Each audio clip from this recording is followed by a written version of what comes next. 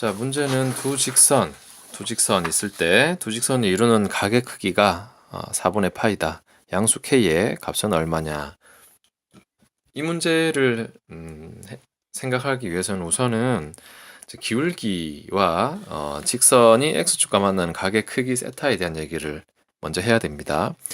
자, 쌤이 지금 직선을 좌표평면 하나 그려놓고 직선 위에 두 점 x1, y1, x2, y2 아무거나 두 점을 이제 찍어서 이제 얘기를 할 건데, 우선은 기울기는 이렇게 직선 위에 두 점이 있을 때 x 값 증가량 분의 y 값 증가량으로 계산하죠. 구체적으로는 자 x2 빼기 x1 x 값 증가량, 여기서 x2 빼기 x1 하면 요 길이가 되는 거죠. 여기가 x2, 여기가 x1 분의 또 같은 방법으로 y2 빼기 y1, 이렇게 해서 기울기를 구합니다. 근데 요 x2 빼기 x1 할 때 이제 x축에 평행하게 이렇게 끄죠. 그리고 여기도 y축에 평행하게 끄니까 여기 수직이 되고, 요렇게 보면 이제 직각삼각형이 나타나게 된다. 근데 지금 얘기하고 싶은 세타는 뭐냐면 직선이 x축의 양의 방향과 이루는 각의 크기. 양의 방향이라는 거는 오른쪽에서 이렇게 올라가면서 크기를 잰 거지. 요 각의 크기를 세타라고 하겠다는 거야. 근데 이 기울기를 구할 때 직선이 아무 두 점이나 가지고 이렇게 비교를 이제 분모분의 분자 이렇게 써주면 되는 거거든. 그래서 그 두 점을 이렇게 잡아도 되겠다는 거예요. x축과 만나는 점 하나 잡고 또 다른 직선이 아무데나 한 점 잡아. 그래가지고 그 두 점을 가지고 금방 한 것처럼 x값 증가량 분의 y값 증가량 이렇게 하는 거지. 요 삼각형에서, 요 직각삼각형에서. 그렇게 되면은 여기 아까처럼 수직이 되고, 탄젠트 세타 했을 때 역시 이거 밑변분의 높이 형태로 나오게 되는 거지. 탄젠트 이렇게 해서 우리가 구하죠. 그래서 요 각을 세타라고 하면 탄젠트 세타 이렇게 표현된다는 거야. 그래서 직선의 방정식에서 일반적으로 y는 mx 더하기 n 형태로 쓰죠. m이 기울기라고. 근데 x축과 만나는 양의 방향 각의 크기를 세타라고 할 때, 그러면 음의 방향은 뭐냐? 이 내려가는 쪽의 크기를 음의 방향이라고 하는데 그거는 거의 쓰지 않습니다.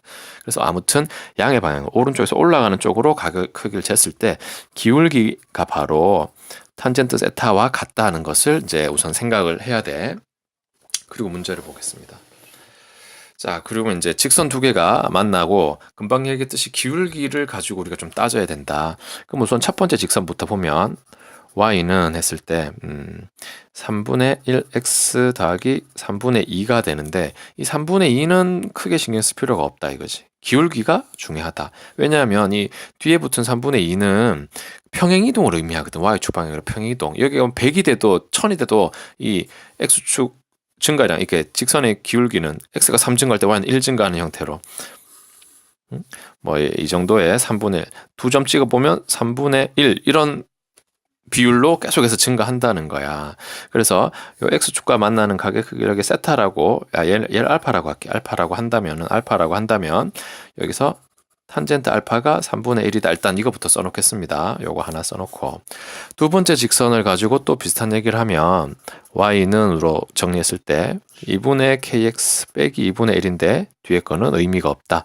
그럼 얘는 지금 일단 우린 양수 k를 가지고 찾을 거니까 뭐 얘는 지금 뭐 이렇게 증가하는 형태로 기울기 양수죠. 그러니까 k가 양수니까 그래서 요거를 베타라고 하면 이때 기울기를 탄젠트 베타라고 쓸 수 있고, 그게 바로 2분의 k다라고 할 수 있습니다. 근데 두 직선이 만나서 이루는 각의 크기라는 게 지금 쌤이 뭐 이렇게 표현을 했는데 x축이 뭐 어디 있는지 그건 지금 크게 중요한 건 아닙니다. 그런데 지금 어떻게 표현했냐면 여기를 베타라고 했고 여기를 알파라고 했어요. 근데 요 만나는 점에서 두 직선이 이루는 각의 크기 4분의 파이라는 거는 두 직선이 만나면 예각을 우리는 표현하죠. 4분의 파이라고 얘기하지. 이쪽에 두 직선이 45도로 만난다고 하지 135도로 만난다라고 얘기를 안 한다고. 작은 쪽에 얘기를 한다고. 그런데 지금 상황은 일단은 베타가 더 커 보여. 일단 그림으로는 확실하진 않은데 일단 더 커 보여. 근데 요 만나는 점에서 x축에 평행하게 이렇게 그어보면 요 각이 여기 그대로 동위각으로 베타로 나타나죠. 베타. 이게 베타고 요 각이 요쪽에 똑같이 알파로 나타난단 말이야. 근데 우리가 구하고 싶은 거는 바로 여기지. 여기 두 직선이 이렇게 만나면서 생기는 각의 크기. 요걸 어떻게 구해? 베타에서 알파를 빼주면 나옵니다. 지금 그림으로는 그렇다. 베타 빼기 알파. 그런데 지금 그림은 그렇지만 실제로 베타가 더 큰지 알파가 더 큰지 우리가 쉽게 가늠하기는 어려워. 그래서 두 직선이 이루는 각의 크기가 4분의 파이라고 할 때 이게 4분의 파이일 수도 있고 알파 빼기 베타가 4분의 파이일 수도 있는 거야. 왜냐하면 알파가 각이 더 클지도 모르는 거니까. 어쨌든 둘의 차이가 4분의 파이라는 것. 그거니까. 그래서 그러면 이제 요거를 일단은 베타 빼기 알파 그림을 일단은 베타 빼기 알파로 그려졌으니까 그렇게 접근을 해보면은 요거는 이제 덧셈 정리로 이제 이렇게 요거는 외워서 써야 되는 거죠. 탄젠트 알파 이렇게 쓸 수 있는데 요게 그러니까 4분의 파이가 될 수도 있고 요거를 바꿔 쓰면 베타 빼기 알파가 마이너스 4분의 파이도 될 수 있는 상황이에요. 여기 얘가 4분의 파이 아니면 마이너스 4분의 파이다. 그거는 분명해. 그래가지고 이 값이 1이 될 수도 있고 또는 마이너스 1이 될 수도 있다. 그런 얘기야. 탄젠트 40 요게 4분의 파이라면 1이 되는 거고 마이너스 4분의 파이라면 마이너스 1이 되는 상황이야.